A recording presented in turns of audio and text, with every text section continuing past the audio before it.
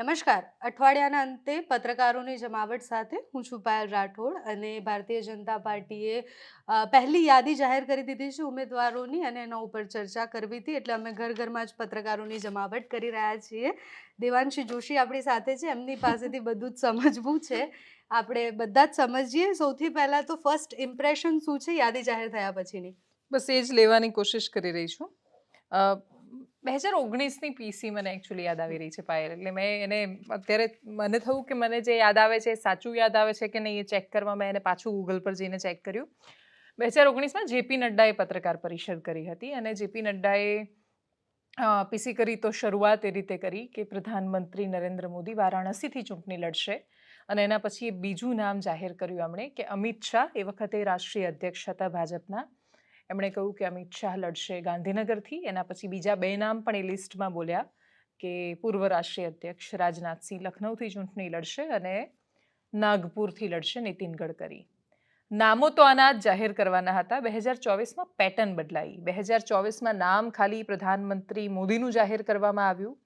એના પછી direct ABCD પ્રમાણે નામ જાહેર કરવાની શરૂઆત કરી દીધી અને પછી એમાં આસામ, આંધ્રપ્રદેશ એમ કરતાં કરતાં ગુજરાત આવ્યું. હવે ગુજરાતની ઇમ્પ્રેશન ફર્સ્ટ કહી રહી છું. જે અપેક્ષિત હતા એ જ નામ આવ્યા. એટલે બનાસકાંઠામાં પણ એ વાત નક્કી હતી કે કોઈ શિક્ષિત મહિલા ચહેરાને આપશે. એનું કારણ એ છે કે ભારતીય જનતા પાર્ટી પાસે પ્રયોગો કરવા માટે પૂરતી સ્પેસ છે અત્યારે. બીજેપી એ તબક્કામાં છે રાજનીતિના કે જ્યાં એ કોઈ એક્સપેરિમેન્ટ કરે છે તો પણ એને ફેલ થવાની બહુ એટલો બધો ડર નથી લાગતો, કેમ કે એમનો જનાધાર છે ત્યાં નીચે. હવે એ જનાધારનો ઉપયોગ બે રીતે થઈ શકે. કાં તો તમે કાસ્ટ બેઝ એ જે વર્ષોથી ચાલુ આવ્યું છે એની અંદર રમ્યા કરો ચોક્કસ નેતાઓમાં, અને કાં તો કાસ્ટમાં રમ્યા કરો પણ ચહેરાઓમાં થોડા બહાર નીકળો. જે કહેવાય ને કે વર્ષોથી એકના એક ચહેરા ફિક્સ છે, કશું નવું નથી લાવતા તમે, કોઈ ફ્રેશ નથી આવતું. અને ફ્રેશ આવે તો શું કહેવાય કે કશું નથી મળતું તો એક કામ કરો, નેતાને રાજ્યસભામાં સેટ કરી દો. તો એવું શું કામ કરવું જોઈએ? એટલે એ બંનેમાંથી બહાર નીકળીને એટલીસ્ટ બનાસકાંઠામાં એ પ્રયોગ કરવામાં આવ્યો કે જ્યાં ડૉક્ટર રેખા ચૌધરીને નામ આપવામાં આવ્યું. તો ડૉક્ટર રેખા ચૌધરી, એક તો ગલબાભાઈ ચૌધરી બનાસકાંઠામાં બનાસ ડેરીનું બહુ મહત્વ છે. બનાસ ડેરી અને બનાસકાંઠા એ બંનેનો વિકાસ એકબીજાની સાથે સાથે થાય છે. એ પરસ્પર સંબંધો છે. જિલ્લો બનાસ ડેરી વગર અને ડેરી ત્યાંના લોકો વગર એ બંનેનો વિકાસ સંભવ નથી. પરસ્પર એ લોકો તાણાવાણા એમના જોડાયેલા છે. એટલે ગલબાભાઈ ચૌધરીનું ત્યાં એ રીતે રિસ્પેક્ટફુલી બહુ મહત્વ છે. બીજું કે શિક્ષિત ચહેરો પણ આપવાનો છે એમણે. તો એ શિક્ષિત ચહેરોમાં 20 વર્ષથી એન્જિનિયરિંગમાં પ્રોફેસર છે, મેથેમેટિક્સમાં PhD કરેલું છે. તો આનાથી વધારે તમે બીજી શું અપેક્ષા રાખી શકો? વાત આવી જાય છે કે હવે આ બેઠક ભારતીય જનતા પાર્ટી માટે એટલી આસાન નથી રહી. કે ત્યાં એવું નથી કે બસ તમે ઊભા રાખ્યા એટલે ગમે તે જીતી જશે. ત્યાં હવે ગેનીબેન ઠાકોર લડશે એવું કહેવાય રહ્યું છે કોંગ્રેસમાંથી. તો ગેનીબેન ઠાકોર વર્સિસ રેખાબેન ચૌધરી થાય તો બંને ઉમેદવારો બહુ સારા છે. બંનેની પોતાની સ્ટ્રેન્થ છે ને પોતાની નબળાઈ છે. પણ ગેનીબેન પોતાના ક્ષેત્રમાં પેલા મંજાયેલા નેતા છે, એકદમ ધાકડ નેતાની છબી ધરાવે છે, ગ્રાઉન્ડ પર જાય છે, વિવાદો પણ ડેફિનેટલી થાય છે. હવે અહીંયા ભૂમિકા બહુ મહત્વની રહેશે શંકર ચૌધરી, અલ્પેશ ઠાકોર, આ બંને નેતાઓની. શંકર ચૌધરી દિગ્ગજ નેતા છે, બીજું પાર્ટીને વફાદાર છે. એટલે એ કોઈ એ રીતે વાત આવતી નથી કે એ મદદ કરશે કે શું. એ મદદ જ કરશે, ડેફિનેટલી મદદ કરશે. અને બીજું કે બનાસ ડેરીના વારસાને કોઈ આગળ વધારે એ પ્રકારનો એક ચહેરો મૂકવામાં આવ્યો છે. એમના પૌત્રી થાય છે. એમના હસબન્ડ હિતેશભાઈ છે, એ પણ ભારતીય જનતા પાર્ટીમાં એક્ટિવ છે. એમના બાયોડેટામાં જ મેં વાંચ્યું આ બધું. અલ્પેશ ઠાકોર કેટલી મદદ કરી શકશે ઠાકોર કમ્યુનિટીમાં? કેમ કે અલ્પેશ ઠાકોર તો જતા રહ્યા, એના પછી 2022ની ચૂંટણી પણ જીત્યા છે ગેનીબેન. મહત્વનું શું છે કે 22માં તો એવો કોઈ માહોલ હતો નહીં, કોઈ આંદોલનો નહોતા. અલ્પેશ ઠાકોર એટલા વર્ષોથી છોડીને જતા રહ્યા હતા. તો પોતાના દમ પર પોતાનો આધાર એમણે ઊભો કર્યો ગેનીબેને. અને એટલે જ ઠાકોર સમાજનો બહુ જબરદસ્ત જનાધાર છે. આખી ચૂંટણી જો એન્ટી ચૌધરી સેન્ટિમેન્ટથી કશુંક લડવા જાય બધા સમાજો ભેગા થઈને તો કદાચ માહોલ ત્યાં બદલાઈ શકે. હાલની પરિસ્થિતિને જોતા, ને બીજું કે વિધાનસભાની ચૂંટણીમાં, કેમ કે આ જ ચૂંટણી જો વિધાનસભાની હોય ઉદાહરણ તરીકે, અને જ્યાં ગેનીબેન વર્સિસ રેખાબેન ચૌધરી થતું હોય તો ગેનીબેનનું વિન વિન જ છે. ત્યાં પછી એટલો કોઈ પ્રશ્ન નથી. અહીંયા લોકસભાની વાત છે અને ત્યાં PM નરેન્દ્ર મોદીનો ચહેરો છે. 15માંથી 2 મહિલા ચહેરાઓના નામ થઈ ગયા. પૂનમબેન માડમ એકદમ અપેક્ષિત હતું, કશું જ સરપ્રાઇઝિંગ નથી. બીજેપીના આખા લિસ્ટમાં કશું સરપ્રાઇઝિંગ નથી. ખાલી બસ એક હું જ્યાંથી આવું છું મને પંચમહાલ લોકસભા માટે થોડું સરપ્રાઇઝિંગ લાગ્યું છે, કેમ કે એનું ચોક્કસ ગણતરીઓ હોય જનરલી, એમ કે પંચમહાલ 2 જિલ્લામાંથી આ હમ. લોકસભા બને છે, મહીસાગર અને અને પંચમહાલ. તો હમણાં રાજ્યસભા ગોધરાના વ્યક્તિને આપી, તો પંચમહાલમાં એવું હતું કે ભાઈ લોકસભાની સીટ છે મહીસાગરમાંથી આવશે, કેમ કે સાંસદ અત્યારે મહીસાગર જિલ્લાના છે. એ પહેલા લુણાવાડાના ધારાસભ્ય ચૂંટાયા હતા અપક્ષમાંથી, ને પછી એ ભાજપમાં ગયા. આ રીતે આખો એક માહોલ હતો. તો એક તો ભારતીય જનતા પાર્ટીમાં ગયા પછી મોટા ભાગે તમને જો ટિકિટ આગળ જતા ન મળે અને પાર્ટી તમને ન સાચવી લે તો તમારી કરિયર ઓલમોસ્ટ પતી જતી હોય છે ત્યાં. એકવાર ચાન્સ મળ્યા પછી જો તમે પ્રૂવ ના કરી શકો તો. એટલે મહીસાગરમાંથી પણ પ્રશ્ન પાછો એ જ થતો હતો કે કોને આપશે. કોંગ્રેસ એક્ઝેક્ટલી એ કરવાની છે જે બીજેપી બિલકુલ નથી કરવા માંગતી. બીજેપી કહે છે અમે કોઈ જ સિટિંગ એમએલએને નહીં લડાવીએ. કોંગ્રેસ કહે છે અમારા એમએલએ છે એ જ લડશે ત્યાં. એટલે ત્યાં ગુલાબસિંહ ચૌહાણ લુણાવાડાના ધારાસભ્ય છે, જે કેટલાય સમયથી એવું કહેવાતું કે જવું થઈ રહ્યા છે, પણ નથી જવાના, લોકસભા લડવાના છે.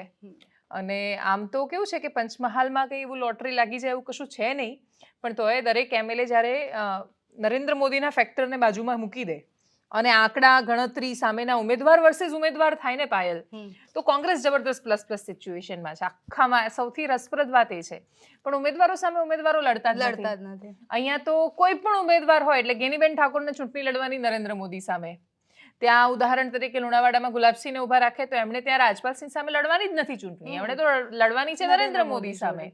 તો બધી બેઠક પર એવું છે. ઇન્ટરેસ્ટિંગ સૌરાષ્ટ્રના સમીકરણો, કેમ કે આખું એ જ હતું કે મેં કાલે હું ભાજપના એક બહુ સિનિયર નેતા સાથે વાત કરી રહી હતી, રાજકોટના છે. તો એ કહી રહ્યા હતા, એટલે મેં એમને પૂછ્યું હસતા હસતા કે બોલો હવે નામમાં શું કરશું આપણે. તો એમણે કહ્યું કે આમાં કેવું છે કે જો રૂપાલાને રાજકોટ લડાવે છે અને પોરબંદર મનસુખ માંડવિયાને લડાવે છે તો આગળનું બધું ખબર પડશે. એટલે એ જે જોતો ગણતા હતા એ જોતો થયું. એટલે રાજકોટ રૂપાલા લડશે બધાને ખબર હતી, પોરબંદર મનસુખ માંડવિયા લડશે એવું તો હમણાં આ આપણે એમની પ્રેસ કોન્ફરન્સ શરૂ થઈ એની પહેલા પત્રકારનો ફોન આવ્યો, આપણે તો પ્લેટ તૈયાર રાખી હતી. એટલે ઘણા બધામાં તો એવું હતું કે અમારે પેલી પ્લેટ ચલાવવાની હોય તો એ પ્લેટ તૈયાર હોય કે કોઈનું નામ આવે તો એની પહેલા ફટાફટ જવા દઈએ. ખાલી રેખાબેન ચૌધરીમાં ફોટો અલગ જતો રહ્યો પહેલા એકવાર. આમાં પંચમહાલના ઉમેદવારમાં પણ એવું થયું કે ફોટો શોધવો પડ્યો બધાને. તો એવા જે નવા આપ્યા એમાં આ થયું, બાકી એના સિવાયના બાકીના બધા લોકોને જે લડાવવામાં આવ્યા. બીજું એક વસ્તુ એ ના સમજાયું કે જેમ કે મંત્રીઓ જેટલા પણ છે, એટલે દેવુસિંહને રિપીટ કરાયા, મનસુખ માંડવિયાને ચૂંટણી લડાવે છે, રૂપાલાને ચૂંટણી લડાવે છે, દર્શનાબેન જરદોશની સીટ પર નામ જાહેર ન કરવામાં આવ્યું, સુરત બાકી રાખ્યું. એટલે સુરત બાકી રાખ્યું છે તો કશાક વિચાર માટે બાકી રાખ્યું છે. સુરતની સીટ બીજેપીની સીટ છે એવું મનાય છે, એનો શહેરી વિસ્તાર છે, વાતાવરણ એવું છે. નવસારીમાં પણ સુરતની ઘણી બધી વિધાનસભા સીટ આવતી હોય છે, એ બધું બરાબર. પણ સુરતની સીટ જાહેર ન કરવા પાછળ ભાજપની ગણતરી એવી હોઈ શકે કે એ ટિકિટ કાપવા માંગે છે. એ ટિકિટ કાપવા માંગે છે ત્યાં ઉદાહરણ તરીકે તો હવેની જે મહિલા બેઠકો બાકી છે નામ જાહેર કરવાના, મહેસાણામાં શારદાબેન છે એ નામ બાકી છે, છોટાઉદેપુરનું ગીતા રાઠવાવાળું નામ બાકી છે, ભાવનગર ભારતીબેન શિયાળવાળું બાકી છે, દર્શનાબેન જરદોશવાળું બાકી છે, વડોદરા રંજન ભટ્ટવાળું બાકી છે. એટલે જે 11 બાકી છે એમાંથી 5 તો મહિલાઓની બેઠકો છે. હવે આ 2 નામ જાહેર થયા તો એનો મતલબ કે હજી 5 બેઠકો એટલીસ્ટ એવી હશે કે જ્યાં ભારતીય જનતા પાર્ટી મહિલા આપશે. તો હવે તમારે જે ગેસ કરવાનું છે લોકોએ કે અમારી 11માંથી, કેમ કે અઠવાડિયું લાગવાનું, હવે આ બાકીની બધી લોકસભા વાળાને તો કામ મળી ગયું કે એમણે શું કરવાનું છે. જે 11 લોકસભા વાળા બાકી છે એ લોકોએ કરવાની છે તુક્કાબાજી બેઝિકલી. તો એમણે એ 11 લોકસભામાં તમારે એ રીતે ગેસ કરવાનું છે કે તમારે ત્યાં મહિલા આવે તો કોણ આવે, કાં તો રિપીટ થાય ને કાં તો કોઈ નવું આવે, ને નવું આવે તો મહિલાઓની ટિકિટ કાપશે તો ભાજપ આપશે તો મહિલાઓને. જરૂરી નથી કે એ જ લોકસભા સીટ પર તમે નહીં તો તમારા પાડોશી, પણ એમ કરીને સેટ તો એ રીતે કરશે. તો મહિલાઓને ટિકિટ ના આપે એવું હું નથી માનતી, કેમ કે ભારતીય જનતા પાર્ટી રિઝર્વેશન લાવી છે લોકસભામાં, પ્રતિનિધિત્વ આપવા માંગે છે રાજકીય રીતે, ને આ સમયની માંગ છે. 50% મહિલાઓ છે, 50% મહિલાઓ જો ઘરે નવરી બેસી રહે તો આપણું લોકતંત્ર, તમે વિચાર આપણું અર્થતંત્ર ક્યાં પહોંચી ગયું હોય. પણ આપણે ત્યાં કમનસીબે આપણા જે સૌથી પાવરફુલ હાથો છે એનો ઉપયોગ નથી થતો, આપણા હાથનો. હવે એ હાથનો ઉપયોગ થાય તો પોલિટિકલી પણ એ ઉપયોગ થવો જરૂરી છે. દરેક રાજકીય પક્ષની પાસે પ્રશ્ન જ આ છે, એવી મહિલાઓ ક્યાંથી લાવવી જે સંગઠનમાં એક્ટિવ હોય. એટલે રેખાબેન બહુ સરસ ભણાવે છે, બધું બરાબર એમ, પણ છેલ્લે ક્યારે તમે એમને મંચ પર ભાષણ કરતા સાંભળ્યા, ક્યારે તમને એક્ટિવલી ગ્રાઉન્ડ પર જતા જોયા? તો કોંગ્રેસની પાસે જે મહિલા કાર્યકર્તાઓ છે એ એમનું ગ્રાઉન્ડ પર કનેક્શન જબરદસ્ત છે. હમ. એટલે જેમ કે દાહોદમાં જસવંત ભાભોરને રિપીટ કરવામાં આવ્યા, બીજેપી પાસે બીજો ચહેરો નથી. હમ. પણ ઉદાહરણ તરીકે બીજેપીએ ત્યાં મહિલા ચહેરો મૂકવો હોય તો કોને મૂકે? હમ. પણ એની પાસે કોંગ્રેસમાં પહેલા ત્યાં જે સાંસદ ચૂંટાતા હતા ડોક્ટર પ્રભાબેન તાવિયાડ, હમ. એક તો આદિવાસી નેતા અને આદિવાસી મહિલાને પણ ડોક્ટર, ડોક્ટર. અને એ પણ ગાયનેક. હમ. એમનું ગોધરામાં દવાખાનું હતું પાયલ, અને બહુ જ હોનહાર જાણીતા ડોક્ટર ત્યાંના, હમ. જિલ્લાના સૌથી ફેમસ જે તે સમયે ડોક્ટર હતા. બીજા એક ભાજપમાં હતા, એ પણ ડોક્ટર હતા. તો આ લોકોની જે કોંગ્રેસની પાસે જે નેતૃત્વ, હમણાં ચંદ્રિકાબેનનો આપણે ઇન્ટરવ્યુ કર્યો હતો, Yes. ગરબાડાવાળા, તો એ પણ આક્રમક નેતા છે. તો કોંગ્રેસની પાસે ચહેરાઓ તો છે, નેતૃત્વ છે, કમનસીબે એ લોકોનો કોંગ્રેસ પોતાનો બેઝ ન જાળવી શકી. સંગઠન સંગઠન નથી, બૂથ પર ઉભા રહેવા માણસો નથી, અંદરો અંદરના ઝઘડા છે. ઝઘડા છે. એટલે કોંગ્રેસની નિષ્ફળતા પાછળનું સૌથી મોટું કારણ કોંગ્રેસ પોતે છે. હમ. અને એ લોકો જ્યાં સુધી આ નહીં માને અને એ ભ્રમણામાંથી બહાર નહીં આવે, એ લોકો શું કરે, દોષારોપણ બહુ કરે. એટલે આપણે પ્રશ્નો કરીએ તો કે મીડિયા અમને નથી નથી બતાવતું. બતાવતી. આમ આદમી પાર્ટી આવું જ કરે છે. એટલે હમણાં જેમ આપણે ઈસુદાન ગઢવીનો ઇન્ટરવ્યુ લીધો, એમને પૂછ્યું હતું કે મીડિયા સીમિત દાયરામાં, મીડિયાએ બહાર આવવાની હા. જરૂર છે. તો મીડિયા શું કામ તમારી વાત? એટલે એવું પૂછતા હતા કે મીડિયાએ ક્યારે આ મુદ્દો ઉપાડ્યો, મીડિયાએ ક્યારે? તમે સમજો કે મીડિયાનું કામ થોડું જ આંદોલન કરવાનું જઈને. હમ. જે કામ જેનું છે એ નથી કરી રહ્યા, એટલા માટે વિપક્ષ આ સ્થિતિમાં છે. Back to your question. હા, હા, એટલે next. તમે જે પ્રમાણે કહ્યું કે લાંબો પ્રયોગ જવાબ થઈ આપ્યો શકે, ને? હા, હા. પ્રયોગ થઈ શકે એવી પરિસ્થિતિ હતી, તો પણ પ્રયોગ ના કરવાના મૂડમાં કેમ છે? જાતિ કભી નહીં જાતી. હમ. જાતિ આ દેશની વાસ્તવિકતા છે પાયલ, અને વાસ્તવિકતા બે રીતે છે. પણ એક પીએમ તો positive. એવું કહે છે કે મારા માટે તો આ 4 જાતિ જ મહત્વની છે. અરે એ તો પેલું ઓબીસી નું કાઉન્ટર છે યાર પાયલ. જો સમજ કે કોંગ્રેસ ગમે તેટલી નબળી હોય, એનો આધાર ધર્મ અને જાતિની રાજનીતિમાં રહ્યો છે. કોંગ્રેસ ભલે ગમે તેટલું ડિનાય કરે, જાતિગત રાજનીતિ એ કોંગ્રેસનો સૌથી મોટો આધાર રહ્યો. એટલે ગુજરાતનું ખામ હોય કે દેશમાં મંડલ કમંડલની બબાલો હોય, જાતિગત રાજનીતિથી કોંગ્રેસ ક્યારેય દૂર નથી થઈ શકી, અને દેશનો કોઈ પક્ષ દૂર નથી થઈ શક્યો. પણ થયું શું કે કોંગ્રેસ કરે તો જાતિવાદ કરે છે, ને ભાજપ કરે તો એ સોશિયલ એન્જિનિયરિંગ કરે છે. આવી રીતે નામ બદલી દીધા ખાલી, કે હમ કરે તો લીલા, આપ કરે તો કેરેક્ટર ઢીલા જેવું. પણ કોઈ પણ પક્ષ એમાંથી બહાર નથી આવતો. હા, કોંગ્રેસ નાની નાની છત્રીઓ ખોલીને બેઠી હતી કે આ ઓબીસી ને આ દલિત ને આ એસટી ને, એટલામાં ભાજપે મોટી છત્રી ખોલી, હિન્દુત્વ, તમે હિન્દુ છો, તમે એક બનો. પણ એ એક બન્યા, પણ એક ક્યારે બને કે જ્યારે એમણે કોઈની સામે લડવાનું છે. એટલે સામે મુસલમાન છે તો તમે હિન્દુ છો, પણ જો તમે અંદર આવો છો તો પાછા ફરીથી તમે આ બ્રાહ્મણ ને ક્ષત્રિય ને આદિવાસી ના દલિત, એ બધામાં પાછા ડખા તો થાય છે સમાજમાં. અને આ સમાજની વાસ્તવિકતા છે. એને તમારે પોલિટિકલી યુઝ કરવાનું છે, પણ અબ્યુઝ નથી કરવાનું, દુરુપયોગ નથી કરવાનો એનો. તો એનો એકમાત્ર રસ્તો એ હોઈ શકે કે, અને બહુ જરૂરી પણ છે, કે સમાજના દરેક લોકોને પ્રતિનિધિત્વ મળે. કેમ કે વર્ષોથી ઘણી બધી જાતિઓને અન્યાય થતો આવ્યો છે. એ લોકો જો રાજકીય રીતે આગળ ના હોત, એટલે ઉદાહરણ તરીકે હું નથી માનતી કે જો આદિવાસીઓ માટે કોઈ રિઝર્વ બેઠક ન રાખી હોત, તો જે આદિવાસી તમને આજે દેખાય છે એ આદિવાસી આજે દેશની સંસદમાં હોત, અથવા એ દલિતને એટલું પ્રતિનિધિત્વ મળતું. તો ઘણા બધા ગેરફાયદા છે. એમ પોલિટિકલ જે ફાયદા મળ્યા, બસ ખાલી કમનસીબે એ છે કે એક જ ફેમિલીમાંથી આવ્યા કરે એમ. એટલે એક જ ફેમિલીમાં એક જ નેતા વર્ષોથી આગળ, એના એ જ પછી ચાલ્યા કરે, એનું ફેમિલી છે એ જ ગ્રો થયા કરે. એટલે આપણે ત્યાં જે ચોક્કસ ઘરાનાની સિસ્ટમમાંથી બહાર લાવવા માટે આપ્યું, ત્યારે રાજકીય ઘરાના બની ગયા અને એ રીતે ચાલે રાખ્યું. તો એ બધી એની અલગ અલગ સાઇડ્સ છે, પણ એ બધાથી ઉપર ભારતીય જનતા પાર્ટી એવું કહે છે કે અમે એક પુષ્પગુચ્છ બનાવવા માંગીએ છીએ, એક ગુલદસ્તો બનાવીએ છીએ, કે જેમાં થોડા ઓબીસી છે, થોડા એસસી છે, એસટી છે. એટલે આજે એમણે જાહેરાત કરી તો એમણે એ રીતે જ કર્યું. આમાં છે ને, આ જો મારી ડાયરી છે ને, જો એમાં લખેલું પણ છે મેં કોઈક જગ્યાએ, હું તને એક્સપ્લેન કરીને કહું. ભાજપે જે જાહેરાત કરી ને એની અંદર એમણે બહુ સરસ રીતે આખું એ વાતને મૂકી કે અમે આટલા એસસી ને આટલા એસટી ને આટલાને ટિકિટ આપી છે. એમણે 195ની જે જાહેરાત કરી છે, ખેર આમાં નથી, પણ ખેર એમણે જે જાહેરાત કરી એમાં એ લોકો બહુ સ્પષ્ટ છે. એમાં એ વિષય પર એ લોકો ભાર પણ મૂકી રહ્યા છે કે અમે આટલા એસસી ને ટિકિટ આપીએ છીએ, આટલા એસટી ને આપીએ છીએ, આટલા ઓબીસી ને આપીએ છીએ. તો શું કામ?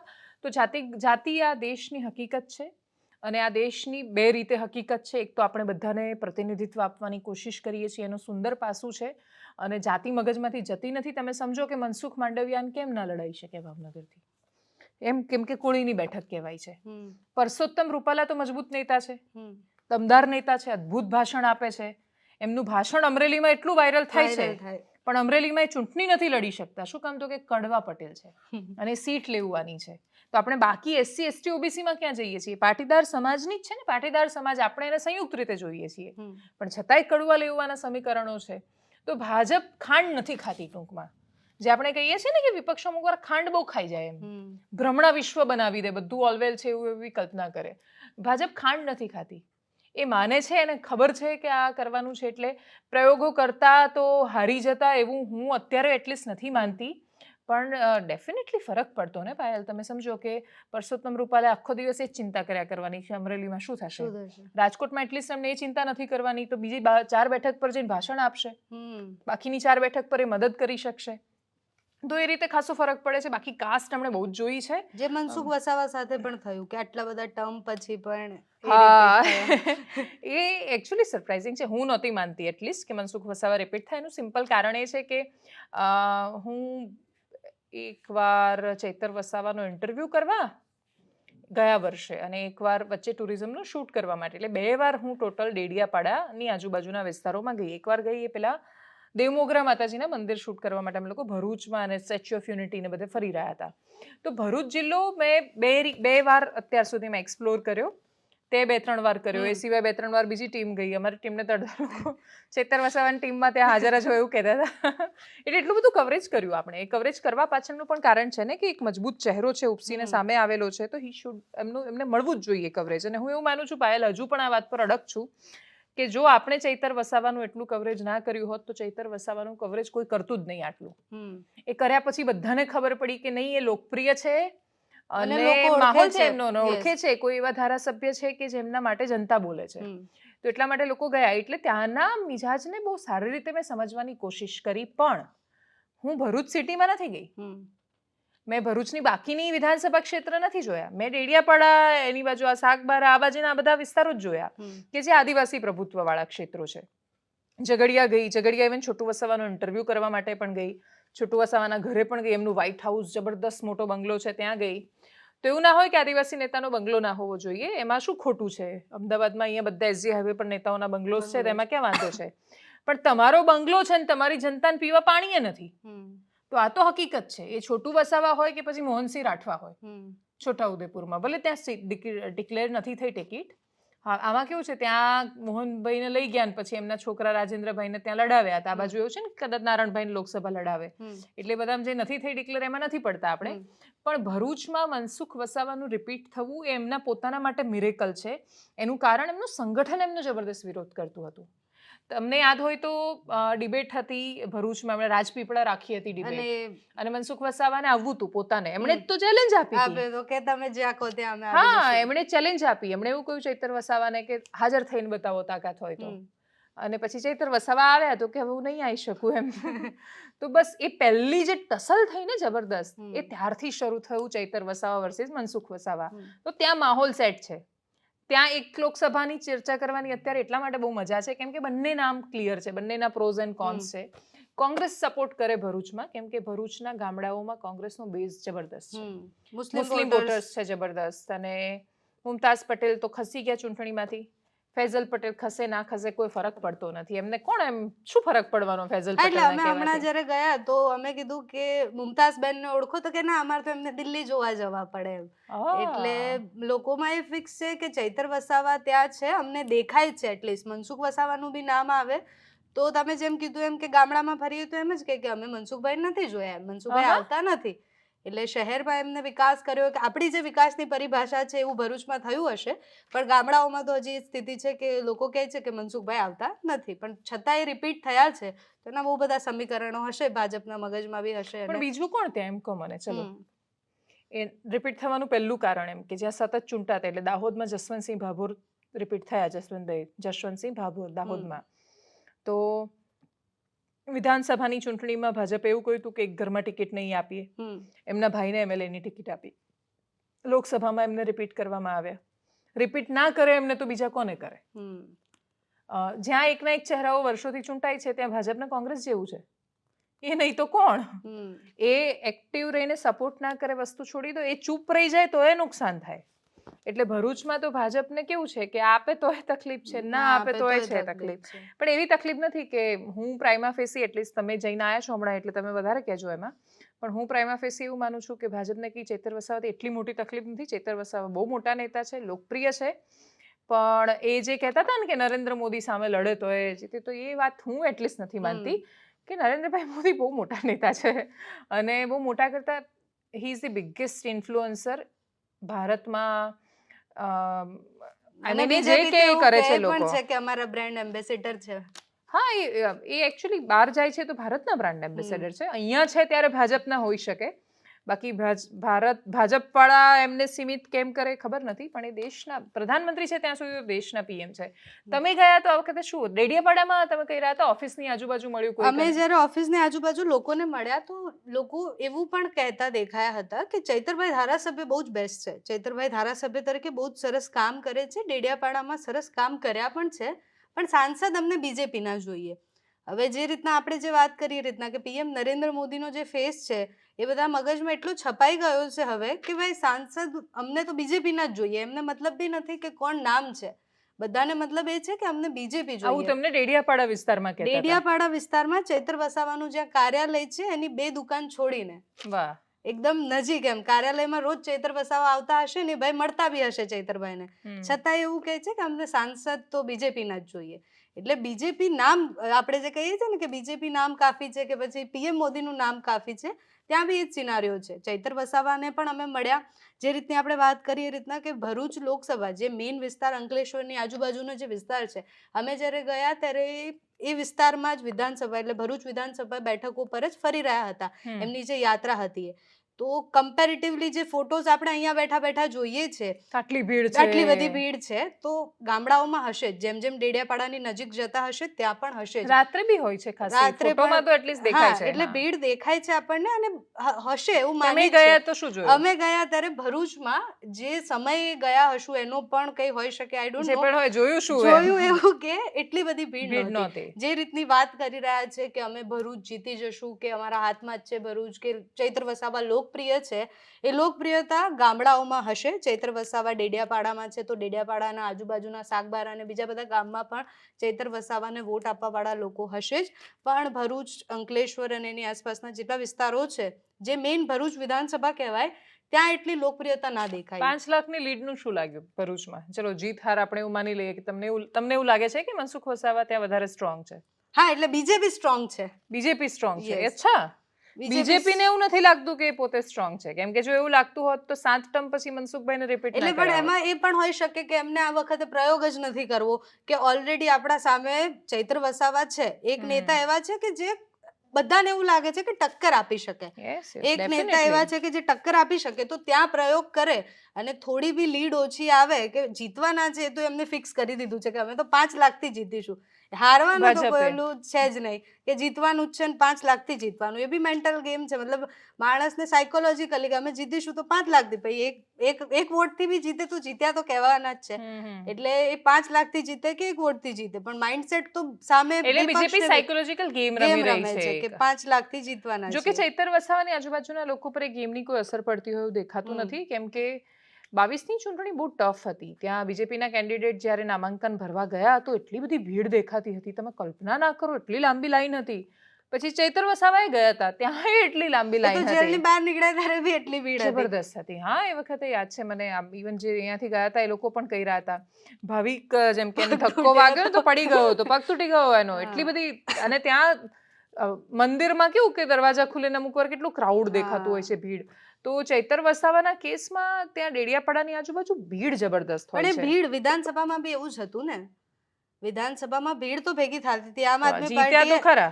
અચ્છા, આમ આદમી પાર્ટી એટલે તો બધાને ખબર હતી એ શું થઈ રહ્યું છે. એટલે ના, પણ જે સીટ પર લાગતું ત્યાં જીતી પણ ખરી ને આમ આદમી પાર્ટી. ચહેરાઓના દમ પર એ લોકો જીત્યા. તો ચૈતર વસાવા એ ચહેરો છે એમાં હું ડિસઅગ્રી કરું છું, એમ કે તમે આ વખતે જોયું એ અલગ છે, તમે આ વખતે જે જોયું એ સાચું હોઈ શકે, હું ના નથી પાડતી, પણ હું સ્ટીલ એવું માનું છું કે 5 લાખની લીડ ચૈતર વસાવા નહીં આસાન થવા દે. કેમ કે એ જ્યારે લડે છે ત્યારે મોટાભાગે બહુ જ વિચારીને લડે છે, ને બીજું કે એમની પાસે બહુ બધી ઓફર હતી ભારતીય જનતા પાર્ટીમાં જવાની. તો જો એમને પોતાના પર ભરોસો ના હોત તો એ જતા રહેતા આમ આદમી પાર્ટીમાં. તો એ ભરોસો હશે તો જ એ રોકાયા અને લડ્યા. અને બીજું કે આમ આદમી પાર્ટીએ સખત બાર્ગેનિંગ કર્યું ઇન્ડિયા ગઠબંધનમાં કે ભરૂચ ભાવનગર અમને આપી દો, ભરૂચ આપો તો જ ગઠબંધન, બાકી નહીં. તો પછી આ બહુ જ નોર્મલ છે. એટલે ટક્કર થઈ શકે છે, પણ હવે તો રામ જાણે શું થાય છે જ્યારે ચૂંટણી આવી જશે, બધું રામ જ જાણે. વાત સાચી છે. છેલ્લે શું થાય છે ખબર નથી. પણ ઇન્ડિયા ગઠબંધન ક્યાં છે? કારણ કે ચૈત્ર વસાવાની આપણે વાત કરી દીધી, ભારતીય જનતા પાર્ટીએ 195 નામ આજે જાહેર કરી દીધા. ઇન્ડિયા ગઠબંધન અને કોંગ્રેસ ક્યાં છે અત્યારે? કોંગ્રેસ હવે આ યાત્રા આવવાની ને આ યાત્રા એમાં છે. 7મીએ એટલે 6ઠીએ નેતા પહોંચી જવાના છે. આજે 2જી તારીખ થઈ એટલે 4 દિવસ એ લોકો થોડું બની શકે એટલું રિલેક્સ કરી લેશે. બાકીના 4 દિવસ કામ કરવાનું છે. એટલે સાવ એવું નથી. એ લોકો જ એકચ્યુઅલી તાલુકા લેવલ પર પણ બહુ બધા સમીકરણો સેટ કરી રહ્યા છે. મહેસાણા બળદેવજી ઠાકોર લડવા માંગે છે તો એ લડશે કદાચ. પાટણમાં ખબર નહીં કોણ હશે, પણ પાટણ કદાચ બળદેવજી ઠાકોર લડે. મહેસાણામાં ભાપતા હતા પણ ભાષણે, બરાબર? હા, હમણાં જ આપ્યું છે. કેમ કે કલોલ તો આવે અહીંયા, એટલે ગમે ત્યાં લડે, પણ ટૂંકમાં બળદેવજી ઠાકોર ગમે તે એક સીટ લડવા માંગે છે. મહેસાણાનું કહેતા હતા કે ફિક્સ લાગે છે. હા, પછી મહેસાણામાં હજુ નામ જાહેર નથી થયું ભાજપનું. બનાસકાંઠામાં ગેનીબેન ઠાકોર લડશે કદાચ. સીટ જે મહત્વની ભારત જોડો યાત્રા જ્યાંથી આવવાની છે, જાલોદથી એન્ટર કરશે અને લીંબડી રાત્રે રોકાશે, પછી દાહોદ, છોટાઉદેપુર, નર્મદા અને પછી નીચે સાઉથ ગુજરાતમાંથી બહાર નીકળી જશે છેલ્લે ત્યાં. એટલે અડધો આદિવાસી પટ્ટો પકડ્યો છે. અંબાજીથી ઉમરગામ નથી લીધું, વચ્ચેથી લીધું છે. એટલે વચ્ચેથી શું કામ એન્ટર કરાવી? બીજું કે એમની મરજી, એમની યાત્રા છે. પણ એક જેમ કે પાટણ લોકસભા છે, ત્યાં ઇન્ડિયા ગઠબંધનની દ્રષ્ટિએ જોઈએ અને ભાજપની, તો ખાલી 400 જ વોટ પાછળ છે કોંગ્રેસ. જોર લગાવે ને તો પાટણ લોકસભા, હું એક નેતા સાથે વાત કરી રહી હતી કોંગ્રેસના કાલે જ, તો મેં કહ્યું કે જોર લગાવો તો પાટણ જીતી જાવ તમે. એ પૂછી રહ્યા હતા એટલે. તો એમણે કહ્યું કે એ જોર 1 વર્ષ પહેલા લગાવવું પડે, છેલ્લા 15 દિવસમાં ચૂંટણી ના જીતાય. એટલે પ્રશ્ન આ છે કે ચૂંટણી લડવી છે, તૈયારી કરવી છે, પણ હવે શક્તિસિંહ તો આવ્યા જ હમણાં બિચારા. આવ્યા પછી એક આ રિસાય છે ને એક પેલા રિસાય છે ને બધાને રિસાઈન મનાવે ને એમાંથી બહાર નીકળે તો કશું કરે ને એમ. એટલે કોંગ્રેસ મને એવું લાગે છે કે બહુ ખરાબ રીતે નહીં હારે ઘણી બધી બેઠકો પર, કેમ કે ગઠબંધન થયું છે. જો ગઠબંધન ના થતું તો અતિશય ખરાબ રીતે હારતા. એટલે ઓવરઓલ ખરાબ રીતે નહીં હારે. ઓલ ઓવર ગુજરાતમાં કોંગ્રેસ અતિશય ખરાબ રીતે નહીં હારે. વિધાનસભામાં જે આપણને ધ્રાસકો પડ્યો હતો એવો કોઈ ધ્રાસકો નહીં પડે. તમને ધ્રાસકો કેમ પડ્યો ખબર નથી મને, પણ ધ્રાસકો પડવા જેવા પરિણામ હતા જ નહીં. કોંગ્રેસ ચૂંટણી નથી લડી. કોંગ્રેસ ગમે તે માને અગ્રેસિવ હતી જ નહીં. એક દિવસમાં 3 પાર્ટીના કાર્યાલય પર જવાનું થયું હોય એવું એક થયું છે મારે 2022માં. તો એવું થાય કે સવારે કમલમ ગયા હોઈએ, પછી કોઈ ઇન્ટરવ્યુ કે એવું કશું લાઇનઅપ થયું નહીં. જો આમ આદમી પાર્ટીના કાર્યાલયમાં ચૂંટણી દરમિયાન નહોતું જવાનું થયું મારે ક્યારે, પણ કમલમ ગઈ હોય ને પછી રાજીવ ગાંધી ભવન ગઈ હોઉં, ત્યાં બપોર પછી કોઈ ઇન્ટરવ્યુ કે કશું હોય ત્યાં, તો ત્યાં જતા તો ત્યાં કોંગ્રેસના કાર્યકર્તાઓમાં થતો ઉત્સાહ છે. એ લોકો નથી લડવા માંગતા ચૂંટણી, એ ખાલી મીડિયામાં ચૂંટણી લડતા હતા. એ ગ્રાઉન્ડ પર નહોતા જતા. ગ્રાઉન્ડ પર મેં એટલા બધા વિસ્તારો ફર્યા છે, અને ખાલી ફર્યા નથી, સામાન્ય માણસોની વચ્ચે બેઠા છીએ. અરે બાકી શહેરોમાં ક્યાં લડે છે ચૂંટણી એમ કહો? તમારા ઘરે કોંગ્રેસના નેતા આવે અમને વોટ આપજો એવું કહેવા? મારા પર તો ફોન નથી આવતો. ભાજપમાંથી અત્યારથી ફોન આવવાનું શરૂ થઈ ગયું. ત્યાં એમના એટલીસ્ટ તમે સેટ કરી દો. પેલા એ લોકોને તો કોલ સેન્ટર વાળા જ ફોન કરવાના છે, નેતાઓએ જાતે નથી કરવાના. એક રેકોર્ડેડ પેલી પ્લેટ વગાડવાની છે, એ નથી થતું. એટલે મનથી હારી જાય છે, લડતા જ નથી. તો હારવાની ક્યાં વાત આવે એમ? મારા એટલે જેમ કે હું અમદાવાદમાં છેલ્લા 8-9 વર્ષથી રહું છું કદાચ, અને ના પીજીમાં રહેતી હતી, એની સાથે 10 વર્ષ ઉપરાંતથી હું અમદાવાદમાં રહું છું, અને અમદાવાદમાં આજ દિન સુધી કોઈ કોંગ્રેસના નેતા પ્રચાર કરવા નથી આવ્યા. આ તો મારે વોટ ઘાટલોડિયામાં આપવાનો હતો, એટલે અમીબેન યાજ્ઞિકને હું ઓળખું એટલે મને ખબર. બાકીના મારી સાથે જે લોકો વોટ આપવા કતારમાં ઊભા હતા, એમાંથી એક હું હતી, એક આઈએએસ છે ગુજરાત સરકારમાં, એ અહીંયા આ વિસ્તારમાં જ રહે છે, એટલે એ પણ ત્યાં વોટ આપવા આવ્યા હતા એમના ફેમિલી સાથે. અમે 2 લોકો જ એવા હતા કે જે અમીબેન યાજ્ઞિકને ઓળખતા હતા. બૂથવાળો કદાચ ઓળખતો હશે ભાઈ, એના સિવાય કોઈ ઓળખતા નહોતા લોકો.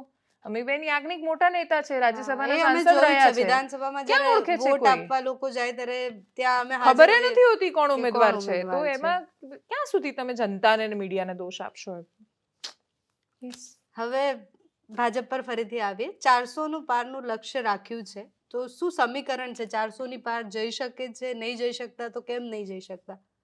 એટલે હું આ જ ગણતરી સમજવાની કોશિશ કરી રહી છું અને પર્ટિક્યુલર જ્યારથી અમિત શાહે પોતાના એક ઇન્ટરવ્યૂમાં એવું કહ્યું કે જો પોલિટિકલ પંડિતોનું અમે સાંભળીને બેસી રહ્યા હોત તો અમે બેની બે બેઠકો પર જ રહેતા.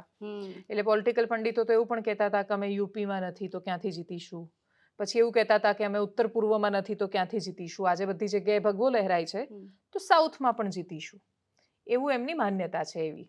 એટલે મેં સ્ટેટ વાઇઝ થોડા આંકડા કાઢ્યા. એકદમ ક્રિસ્પમાં હું કહું, જમ્મુ કાશ્મીરની 6 બેઠક આપણે એવું માની લઈએ કે બધી ભાજપ લઈ જાય છે.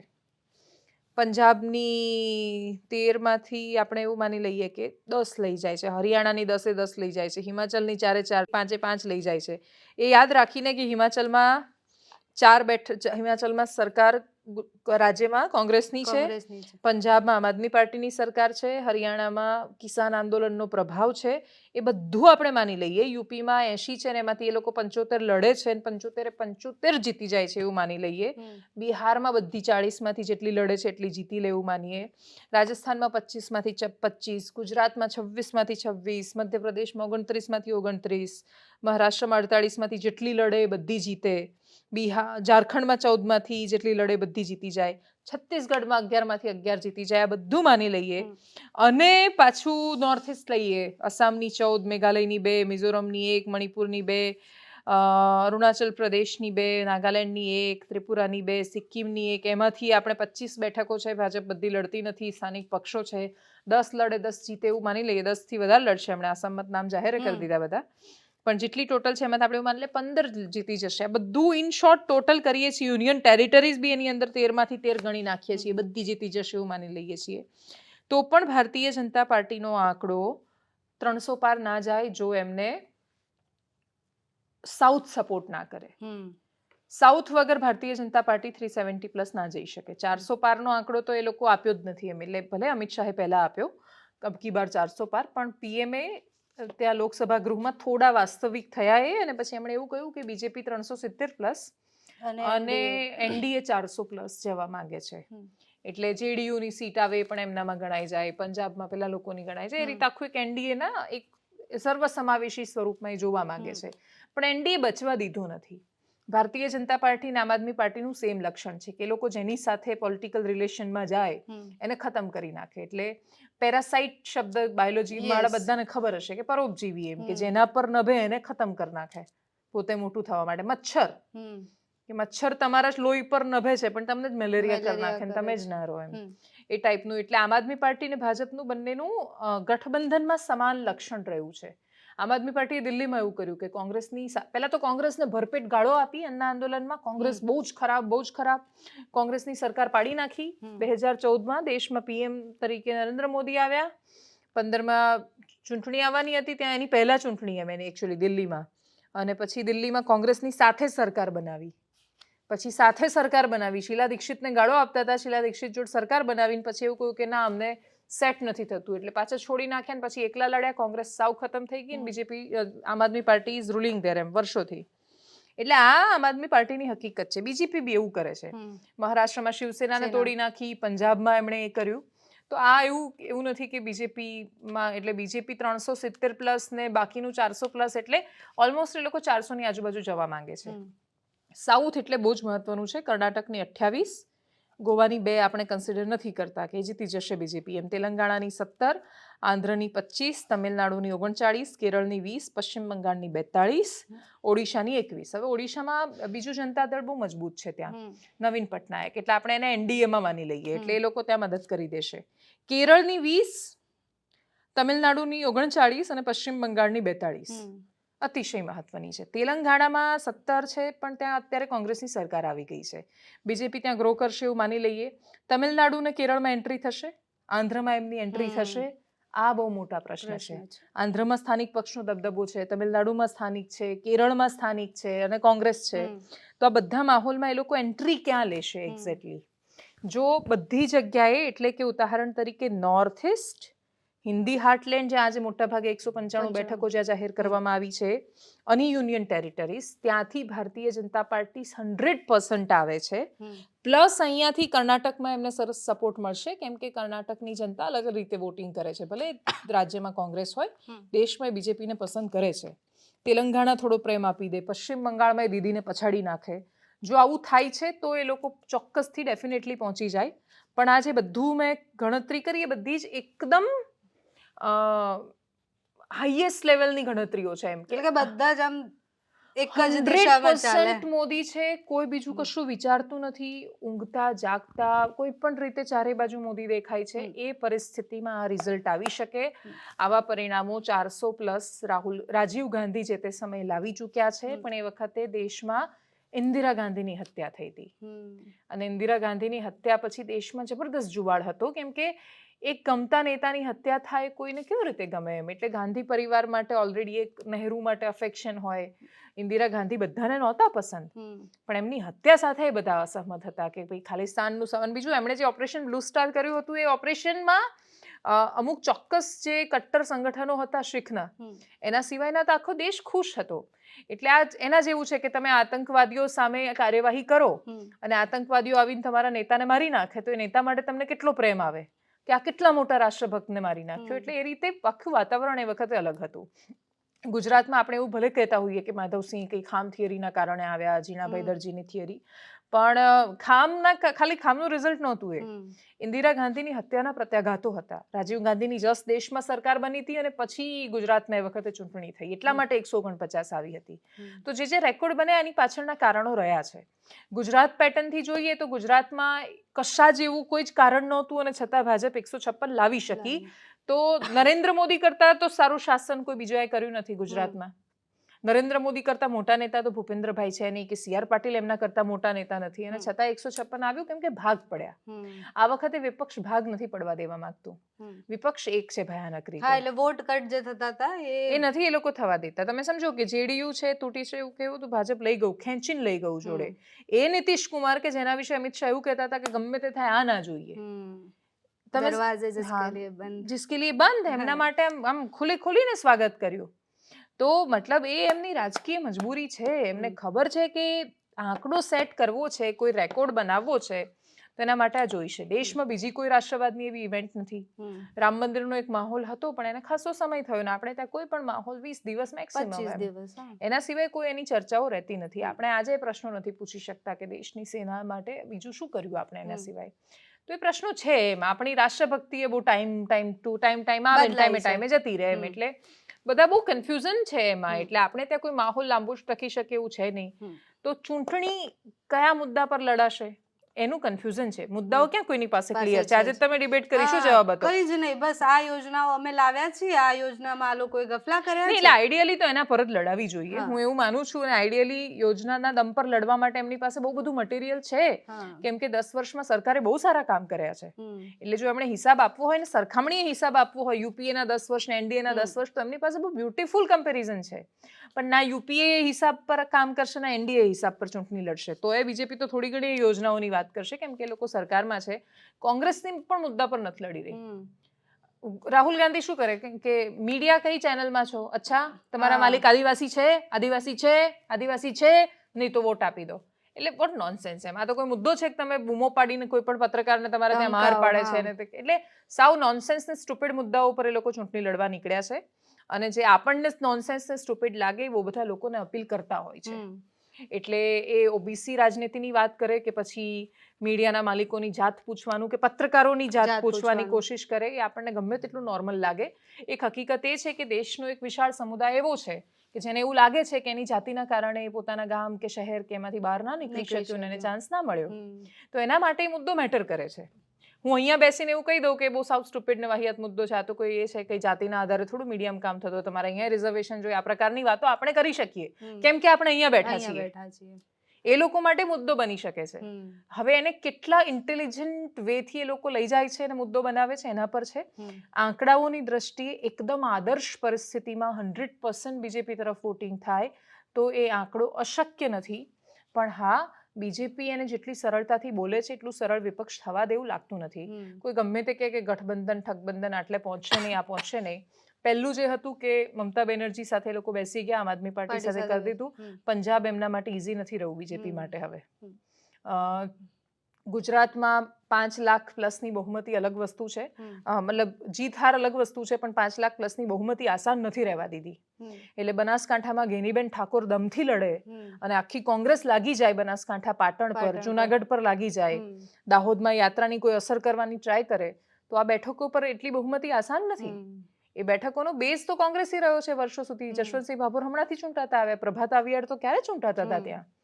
એટલે કોંગ્રેસનો એક સમય જતો રહ્યો, એ વાત સાચી છે. અત્યારે સમય નરેન્દ્ર મોદીનો ચાલે છે અને હજુ લાંબા સમય સુધી રહેવાનો છે, એમાં કોઈ જ ડાઉટ નથી.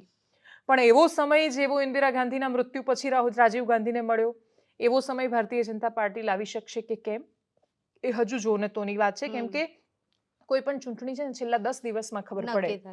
એટલે અત્યારે હું કહું કે ના ભાજપની તો 400 પાર આવી જ જશે, તો મારા જેટલું કોઈ જ મૂર્ખ નહીં. અને હું એવું કહું કે નહીં જ આવે તો એ કોઈ મૂર્ખ નહીં. એટલે નથી બનવું એવું મૂર્ખ. એટલે આપણે વેઇટ કરીશું. એટલે હવે છેલ્લો સવાલ છે, કારણ કે આપણે ચર્ચા કરીએ તો બહુ લાંબુ થશે.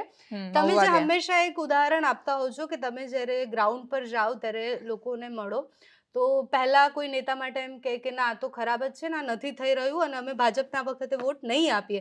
પણ પછી જેમ જ પીએમ મોદીની રેલી થાય કે પછી પીએમ મોદી ત્યાં આવે, એના પછી લોકોના મગજમાં બદલાઈ જાય છે કે ભાઈ અમારે ભાજપને જ વોટ આપવો છો. તો એ પીએમની રેલી કે પછી પીએમની જે વાત કરીએ છીએ કે લહેર ચાલતી હોય છે, એ લહેરના કારણે જ બીજેપી અત્યારે એમ જે 400ની પારની વાત કરે છે કે પછી કામની કારણે, અને પીએમ ની જે વાત કરીએ છીએ આપણે કે હું ક્વેશ્ચનને શોર્ટ કરીને હું આવું તો તમને એક પ્રશ્ન પૂછું. તમે હમણાં પબ્લિકની જમાવટ શૂટ કરવા માટે આ માર્કેટમાં ગયા હતા, કાલુપુર માર્કેટમાં ગયા હતા, ચોખા બજારમાં, બરાબર? ત્યાં એક ભાઈ મળ્યા હતા તમને કે જે સખત ભાજપને ગાળો આપતા હતા અને એવું કહેતા હતા ઈવીએમ થી જ જીતે છે અને આ લોકો આમ તેમ. એમણે પીએમ માટે શું કહ્યું હતું તમને? પીએમ તો બહુ જ સરસ છે, પણ એમના નીચેના લોકો નથી સારા. ઓકે. હમણાં એક કેન્દ્રીય મંત્રી છે, લગભગ રાજસ્થાનમાં કે એમ રાજ્યમંત્રી એવું કંઈ હશે, મને નામ યાદ નથી આવતું. એમણે એવી સ્પીચ આપી ત્યાં પોતાના ક્ષેત્રમાં કે મારાથી કોઈ ભૂલ થઈ હોય, મેં કશું ખોટું કર્યું હોય તો મને શું કહેવાય, મને તમે માફ ના કરતા, પણ મારા દોષ કે મારી ભૂલની સજા તમે પીએમ મોદીને ના આપતા. કેમ કે જે પણ ખોટું કરતા હોઈશું, અમે કરતા હોઈશું, એ તો બહુ જ અલગ ને મહાન માણસ છે, એટલે એમના સુધી એ સજા ના પહોંચવી જોઈએ. પીએમ ચૂંટણીનું ભાષણ કેવી રીતે કરે છે? એટલે અમરેલીમાં નારણ કાછડિયા વાળું જે હું વારંવાર કહેતી હોઉં છું, એ મને યાદ હોય છે, એકદમ યાદ રહી ગયું છે. એટલે તો મારા માટે જર્નલિસ્ટિકલ આઘાત હતો કે એ જ સેમ માણસો, એવું નથી આ પાછું અલગ ગામ, એક જ ગામ, એ જ 10 માણસો જેમને હું પીએમની રેલી પહેલા પૂછું છું તો કે છે નારણ કાછડિયા તો આવવા જ ના જોઈએ જિંદગીમાં, અમારા ખેડૂતોની આ પથ્થર ઠોકી નાખી છે ને આમ તેમ. એમ બહુ આવી જ ભાષા, ભલે હું હા બોલું છું, આવી લાગતું જ, પણ એવું બોલતા હતા એ વખતે. પીએમ રેલી કરીને જાય છે, થોડા દિવસ પછી હું ત્યાં જાઉં છું, રાષ્ટ્રવાદનો માહોલ હતો 2019માં એ વખતે. તો કે છે યાર સ્થાનિકો તો ભાઈ હવે કેવું છે કે મોદી બધે તો ક્યાં પહોંચી વળવાના બિચારા એમ. એટલે એ જેને મૂકે એને આપણે એની સામે નહીં જોવાનું. એમણે કહ્યું છે કે તમારે મારી સામે જોવાનું, એવું કહીને ગયા છે મોદી સાહેબ. એટલે આપણે એમની સામે જોઈને આ બધાને જવા દેવાના. આવા તો કેટલા, આવા તો 500 ભેગા કરવાના છે એમણે ત્યાં. આ જનરલ સામાન્ય માણસોનો આ એક માઇન્ડસેટ છે, એના પર એ લોકો કામ કરે છે. બીજેપી એ નસ જાણે છે અને હજુ પણ એ ગુજરાતી હોવાનું કનેક્શન પીએમ. અને બીજું કે કેમ ફીલ ના કરાવે, તમે સમજો કે યુપીમાં પ્રિયંકા ગાંધી નથી કહેતી ઓ મેરે સસુરાલ વાલો, તો હવે તો સાસરીમાં જતાય નથી. મુકેશ અંબાણી આવે છે જામનગરમાં, તો એવું નથી કહેતા મારા મમ્મી જામનગરના છે. તો એક બિઝનેસમેન પણ એક કમ્યુનિટીમાં એવી લાગણી ફેલાવવાની કોશિશ કરે છે કે હું તમારી વચ્ચેનો છું. તો એમણે તો પ્રધાનમંત્રીની ચૂંટણી લડવાની છે ને, છે ગુજરાતી, એમની રાજનીતિ અહીંયાથી રહી છે, એનો આધાર અહીંયા રહ્યો છે. તો ગુજરાતીપણું, એ કનેક્શન, એ બધું એ ફીલ કરાવશે. અને હવે તો એ ગ્લોબલ લીડર બની રહ્યા છે, એટલે આખા દેશમાં એવું ફીલ કરાવે છે કે હું તમારી વચ્ચેનો છું. એટલે યુપીમાં ચૂંટણી લડે છે, બનારસ વાલે લોગ. એટલે ત્યાં વારાણસીમાં તો જબરદસ્ત માહોલ હોય છે. આમ ટ્રાય કરીશું આ વખતે અમે જવાનું એમ. બનારસની એક તો બનારસ છે, કાશી કાશી છે, એટલે એકદમ દિવ્ય છે અને ભવ્ય બની ગઈ છે. દિવ્ય તો હતી જ, ભવ્ય બનાવી એમણે. એટલે કામ ડેફિનેટલી બહુ જ કર્યા છે, એના આધાર પર એ વોટ માંગે છે. અને પોલિટિકલ ટેક્ટિક્સ તો એમને વર્ષોથી આવડે છે. BJP is very powerful. હવે તમે આવા પાવરફુલ માણસોની સામે ચૂંટણી લડતા હોવ તો તમારે એટલી પાવરફુલ વેમાં લડવી પડે. એટલે મને યાદ છે 2022માં પ્રિયંકા ગાંધીનો મેં ઇન્ટરવ્યૂ કર્યો યુપીમાં, રાયબરેલી સીટ પર એ જ્યારે પ્રચાર કરતા હતા ત્યારે. તો એમણે એવું કહ્યું કે ये नीतिमत्ता और ये आदर्शवाद, मतलब आप ऐसा कहते हैं कि आदर्श बुरी चीज है. એટલે મેં એમને એવું કહ્યું કે તમે જે વારસામાં આપ્યું છે એને એ લોકો આગળ વધારી રહ્યા છે વધારે ખરાબ રીતે. તો હવે તમે આદર્શની વાતો કરો એ કેમ નહીં ચાલે? એટલે એવું તો છે નહીં કે કોંગ્રેસે એકદમ આદર્શ રીતે શાસન કર્યું ને એમણે ક્યારેય કશું ખોટું કર્યું જ નથી અને પછી હવે ભાજપને એવું કહે છે કે અમે તો બાપડા બિચારા આ લોકો બહુ ચંટાઈ ગયા છે. તો જીવનમાં કોઈ આપણે લાઈફમાં જોઈએ છે એમ આપણા મિત્રોમાં નહીં એમ ઘરમાં બી એવું હોય કોઈ બિચારું બનીને રહેતું હોય 5 વર્ષે ખબર પડે કે આ તો ચંટ છે. એટલે મિત્રોમાં એવું થાય કે આપણે કોઈને બહુ બિચારા ધાર્યા આપણે ઓફિસમાં એવું નથી થતું કોઈને બહુ બિચારા ધારીએ પછી ખબર પડે કે હા તો બિચારું નથી આ તો ચંટ છે. તો એ તો રાજનીતિમાં એવું હોય કોઈ બિચારું હોય તો થોડું પોલિટિક્સમાં હોય. એટલે બસ આવું છે કહેવા માટે પત્રકારોની જમાવટમાં અત્યારે બસ આટલું જ. પાયલ 1-2 પ્રશ્નો કરે એની પહેલા હું ક્લોઝિંગ કરું છું. અમે આજે ઘરમાં બધું કરી નાખ્યું છે. એનું કારણ એ છે કે આદિ મોડા આવી એના પછી 2-3 અમે શૂટ કર્યા પછી રાત્રે કોઈ પત્રકારને અચાનક કેવી રીતે હેરાન કરીએ અને એ પણ સવારથી આવેલી છે. તો પછી અમે એવું કહ્યું કે ભલે સવારથી આવેલી છે ઘરના લોકો તો રોકાઈ જાય એમ. એટલે એ રીતે અમે આ શૂટ કર્યું છે આ કાર્યક્રમ. અમે એવી આશા રાખીશું કે નેક્સ્ટ એપિસોડમાં અમે ખરેખર નવા વિચારો નવા પર્સપેક્ટિવ કેમ કે અમારી વાતો તમે દરરોજ સાંભળો જ છો એટલે તમારા માટે કદાચ આ બહુ બોરિંગ પણ રહ્યું હોઈ શકે પણ છતાંય આટલો મહત્વનો વિષય છે તો એક શો કેવી રીતે સ્કીપ કરવો અને જૂના વિષય પર વાત શું કામ મૂકવી એટલે આ જરૂરી હતું એટલે કર્યું છે. તો ભૂલચૂક એકદમ ક્ષમા પ્રાર્થી છીએ અમે એના માટે અને મળતા રહીશું. હા એને માફ કરી દેજો મને માફ કરી દેજો અને અમને બહુ જ બધો પ્રેમ કરતા રહેજો સતત. નમસ્કાર.